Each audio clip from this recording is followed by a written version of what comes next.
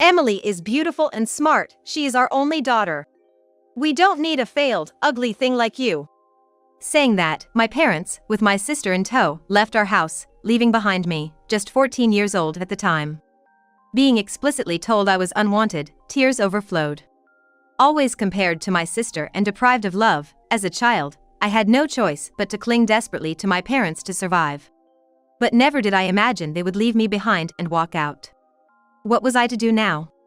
Then, I remembered my grandfather, who doted on my sister and me when we were younger. Grandpa!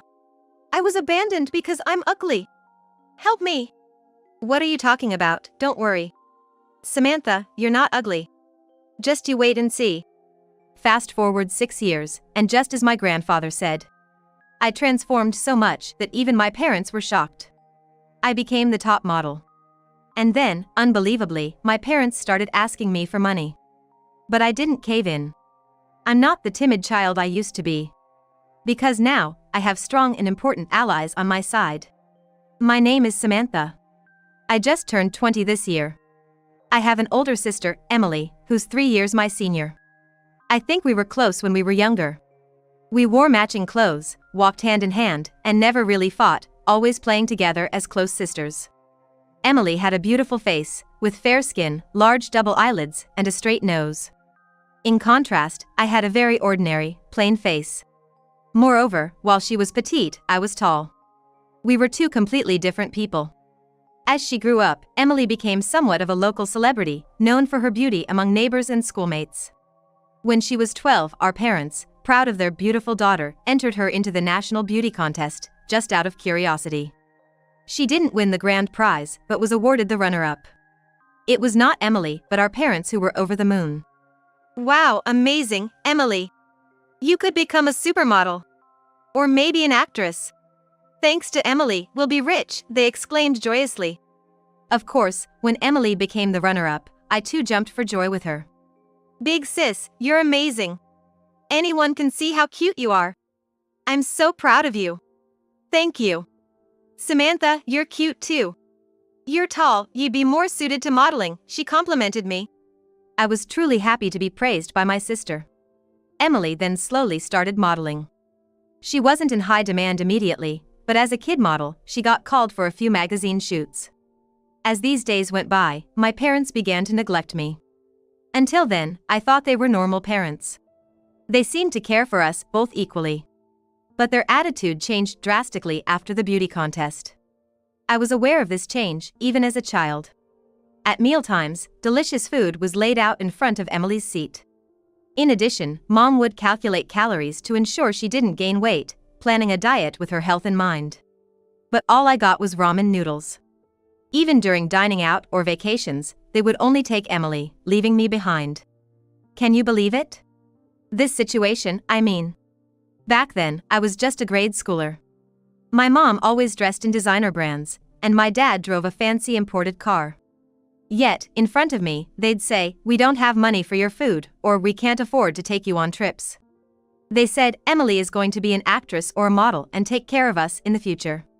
We want to feed her well and make lots of family memories on trips now. But you, Samantha, you're just gonna be an average Joe. It's a waste to spend money on you." But leaving a young daughter alone at home to go on a trip would be a huge issue if it got out.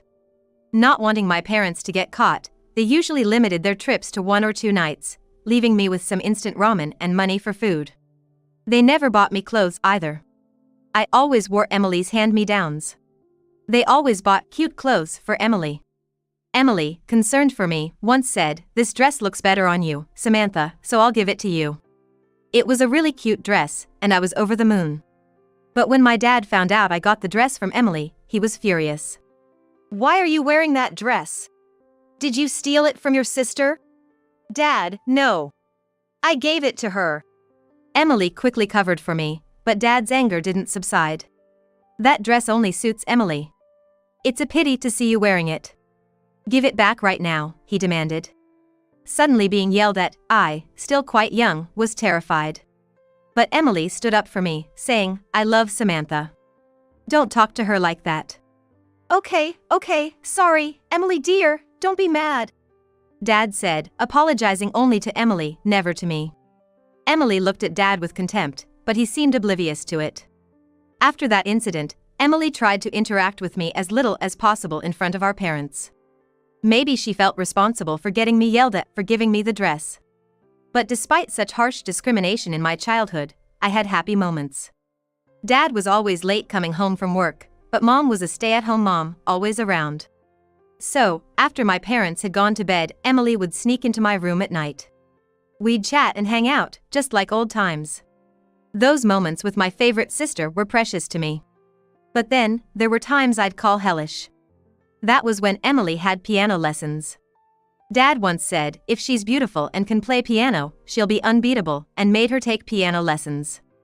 As for me, I knew they wouldn't bother with lessons for me, so I never asked. Of course, my parents weren't interested in me and never suggested anything. So, when Emily went to her weekly piano lessons, it was just Mom and me at home. Without Emily to protect me, Mom's attitude towards me got even worse.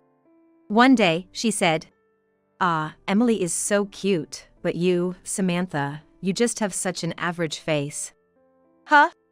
I was so frustrated and sad I couldn't stand it. Stop comparing me to Emily, please. Gathering all my courage, I tried to stand up to my mom for the first time. Tears spilled from my eyes without me even realizing it. Seeing me like that, my mom laughed. What's with that face? You look even uglier when you cry. Who on earth did you take after? I mean, I am unmistakably the child of my parents, taking after both equally. If anything, it's Emily who doesn't resemble our parents at all, looking nothing like them due to some kind of throwback gene. She's too beautiful. Yet, my parents dote on my beautiful sister, who doesn't resemble them, rather than me, who does. I mustered all my courage to speak up, but their words shattered my heart instantly. After that, I never talked back to my dad or mom again. Months passed in this way. Emily's going to be a high schooler starting in the fall. Being smart, Emily was going to attend a prestigious public school. I wanted to go to the same high school as my amazing sister, but it was a high hurdle. Still, I studied hard. But my mom's words easily shattered my efforts. We're moving to New York soon. I was confused, thinking it was just another trip. But she said, just so you know, we're not coming back. This house will be handed over to someone else in a week. Wait, are we moving? That's right. Emily got scouted by an agent from a famous agency in New York. She'll get to take lessons to polish her acting and expression skills. Then she'll have a chance to audition for dramas and stuff. Mom's eyes sparkled as she spoke. But since it's an agency in New York, she's giving up the high school she was going to attend here and will go to a school in New York instead. Wow, that's amazing, Emily. Then I guess I need to rethink where I'm going to. Thinking about the high school I'd been working hard to get into and realizing I couldn't go there anymore, I felt a bit down. But then, what my dad said next was unbelievable. Huh? What are you talking about? You're staying here. So no need to change your plans for further education. Well, that's if we could even afford to send someone like you to school. What? What do you mean? Aren't we losing this house? Aren't you, Emily, Mom, and Dad all leaving for New York? And what do you mean by affording my education? We're not taking you to New York, and we have no intention of paying for you to go to high school. That's what we're saying. I was confused and couldn't comprehend their words. Wait, so how am I supposed to live from now on? What do I know? You're old enough to figure something out on your own. I was shocked that my dad, at my mere 14 years of age, expected me to fend for myself. But I can't live alone. I can't even go to school. Why is it always Emily who gets everything? I shouted these obvious truths at my parents, hoping they would understand. But, as usual, my mom just laughed at me. Emily will definitely succeed, so if we think of it as an investment for her future, we don't mind spending a lot of money. But you? What do you have? You're just an ordinary person. Do you think someone like you will succeed? Of course not. It's a waste to spend money on you. Stunned by my mom's words, I couldn't hold back my tears. Then my dad added, Emily is the only daughter we're proud of, smart and beautiful. We don't need a failed, ugly thing like you. No matter how unloved or discriminated against, I loved my parents. After all, they were my only mom and dad in this world. I wanted to be loved and tried hard. I thought if I could at least be smart or good at sports, maybe they would care. I wished to be a normal family again like in the past, holding on to hope even as I nearly gave up many times. But being clearly told I was unwanted, I realized my wishes would never come true, and tears filled my eyes. Seeing me crying, my father said, "Even if Emily wants to take you to New York, we will never take you with us. If she asks you to come along, you must refuse, got it? But, you want to get in the way of your sister who's finally starting to succeed? If you insist on going to New York with her, we won't have the money for her future. Are you okay with that? Ruining your sister's future." It was an awful thing to say. My father had the audacity to start saying that if I went along, I would ruin Emily's future. Now that I'm older, I know that's not true. It wasn't my fault. I might have been able to say that. But back then, I was too young to stand up to my father's words. Emily wasn't there that day. With her modeling jobs, piano lessons, and cram school for exams, she was increasingly away from home. The terrible words from my parents were spoken when she was absent. I was in despair. Then, a week later, the day came when my father, mother, and Emily were leaving for New York. Emily had always thought, of course, I would go with them. But as I made no preparations to leave the house, Emily asked, "Is something wrong?" Then my mom announced, "Samantha isn't coming to New York with us." What? Why? Emily was shocked and wide-eyed. Because she doesn't want to leave her friends. But well, of course, she wouldn't want to, she's graduating in a year and wouldn't want to transfer schools now. In front of me, my mother blatantly lied. "Samantha, is that true?" I wanted to say, "No. I want to go with you." But my father glared at me like a demon, and I was too scared to speak. After a while of silence, my father hurried us, "Come on. It's almost time for the train." While I stayed silent, I thought about whether I should say I wanted to come. But my heart had already reached its limit. Living every day being compared to my sister was unbearable. The thought of those days continuing was too much. And I didn't want to get in the way of my beloved sister, no matter what. I made up my mind. "Yeah. I don't want to leave my friends." "But how will you live by yourself, Samantha?" Emily looked at me with concern. Then my father said, "It's okay. Your aunt and uncle said they would take care of Samantha. They'll come to pick her up soon. No need to worry, Emily." I had never heard such a thing. I doubted whether my father had even contacted my aunt and uncle. Emily gently offered several times, "Shall we go together? If you're not going, I'll stay here, and we can live together." But I shook my head. Staying with her would only hinder her future, I thought. In the end, Emily was forcibly taken out of the house by our mother. I was left behind, clinging to the faint hope in my father's words that my aunt and uncle will come to pick me up, waiting alone for hours in the cold, dim room. But, as expected, they never came. It was probably just a lie my father made up on the spot. What am I even doing? What should I do now? I couldn't believe I had still trusted the words of such a terrible father. I despised myself. My father and mother left, taking only my beautiful sister with them. What should I do now? Lost in thought, I suddenly remembered my grandparents who had always been so kind to Emily and me when we were younger. Desperately searching the empty house, I finally found my grandfather's contact information. I remembered how we used to visit our grandparents' rural home every year when our family was still normal. However, once our family turned abnormal, my parents lost interest in both my grandparents and me, leading to estrangement. Calling this number was a gamble. I wasn't sure if it would still connect me to my grandfather or if he would be willing to help. With trembling hands, I dialed the number written on the note. I didn't have a cell phone, so I had to go to a nearby payphone. My heart started pounding wildly. Ring, ring, ring. "Hello?" He answered. At the sound of my grandfather's voice, I burst into tears and cried out. "Grandpa! Help me! What's the matter? Is that you, Samantha? Emily? It's Samantha. Dad and Mom abandoned me because they said I'm ugly. They're living in New York with Emily. What should I do?" I pleaded with my grandfather in a trembling voice. Then he said, "I'm coming right now. Just wait for me at home." I started walking back home, waiting for my grandfather. The fear of being betrayed again, the fear that he might not come, was unbearable. But a few hours later, my grandfather really did come. And my grandmother was with him. They both looked quite disheveled, as if they had rushed over. Seeing me alone in the empty house with just a few belongings, my grandfather was furious. "I'm unwanted. They said they don't need an ugly daughter like me." I couldn't help but cry again as I spoke. Then my grandfather hugged me tightly. "Don't worry. How about living with us from now on? And you're not ugly, Samantha. You're such a beautiful girl," my grandmother added. "You have a model-like figure. Be confident. You'll see. Samantha will become a wonderful woman that everyone will admire."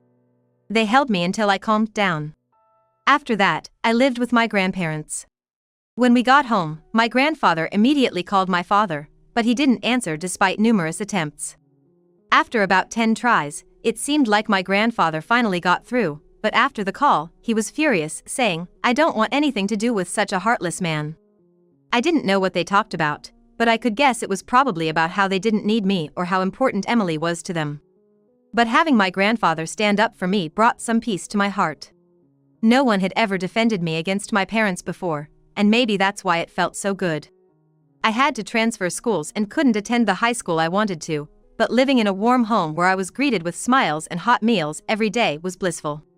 Though I sometimes thought of Emily and my parents, I never felt lonely, thanks to my grandparents' loving care. 6 years passed. And I celebrated my 20th birthday as an adult. I was living away from my grandparents due to work. Today, on my rare day off, I decided to visit my beloved grandparents. They were thrilled to see me, saying, "We've missed you. You've become so impressive." As we were catching up, the doorbell rang, and my grandfather went to answer it. Moments later, I heard him shout, "Get out of here right now." Wondering what was happening, my grandmother and I headed to the entrance, and there, to my shock, were my parents. "Dad, Mom. Ah, there you are. You've grown up so much. You've become such a beauty. Wow, we're surprised." They looked at me with smirks on their faces. The last time I saw them, they had been quite different. My father, who had been somewhat chubby, was now gaunt with sunken cheeks. My mother, once always decked out in brand name clothes and perfect makeup, was wearing shabby clothes, with no makeup and disheveled hair. "What happened to you too? You've changed a lot. You've changed too. You used to be so ugly. And now you're all over TV. You must be rich, right? Give us some money. That's why we came today." "That's right. Now you're even going abroad for shoots. Give us our share, please." Yes, I was now working as a model. Ever since I was little, I was tall for my age. By the time I was in elementary school, I already stood at about 5 feet 4 inches. After my parents abandoned me, I started living with my grandparents. Thanks to their nutritious meals, I grew to about 5 feet 9 inches. Back then, I thought girls should be petite to be cute, so I felt complexed and disliked my increasing height. Then, one day, during a trip to New York with my friends, a stranger approached me. "Hey, you. You've got an amazing style. You could definitely make it in showbiz. Would you like to become a model at my agency?" she said. At first, I thought she was suspicious, but her business card showed she was from a well-known major agency. I was thunderstruck at being scouted. When I got home and told my grandparents, they were thrilled.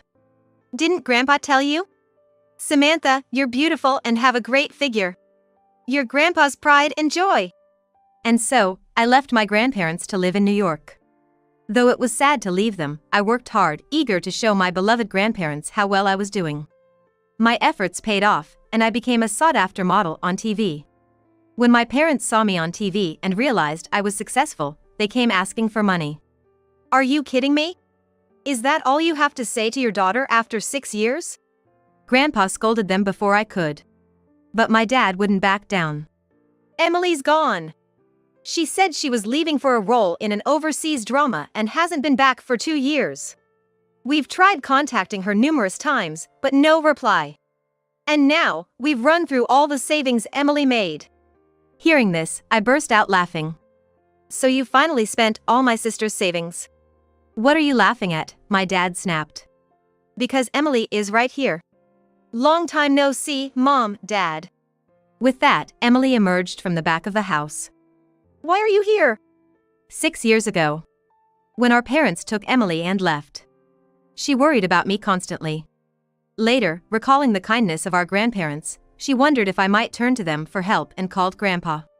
Hearing her voice again made me so happy I cried. From then on, Emily and I kept in touch regularly, meeting secretly so our parents wouldn't find out. I was so happy we could be close sisters again. Emily, as it turned out, wanted to be a piano teacher rather than continue in entertainment. But our parents refused, saying, "You'll make more money as a celebrity." When Dad earlier said they had spent all of Emily's savings, it turned out that despite her hard work in the entertainment industry, most of her earnings were taken by our parents, leaving her little for herself. They quit their jobs, relying entirely on Emily's income, and led a degraded life. To them, Emily was just a cash cow. I used to be so envious of Emily, thinking she had everything from our parents. But I didn't see the struggles she faced, the pain of being their puppet. She didn't want to live controlled by them. She wanted to follow her own dreams. After discussing with Grandpa, Emily had moved in with them 2 years ago. So, she had been there all along. Seeing Emily, our parents were as shocked as if they'd seen a ghost. "You want Samantha's money? We'll never let that happen. What are you talking about? Weren't you abroad? That was just a lie, an excuse to get away from you too. Now it's our turn to leave you." "That's right. But how are we supposed to live without money? You're adults, you can fend for yourselves. Just like you told me." I threw back the exact words my parents once said to me, right back at them. "What? We don't need selfish parents like you.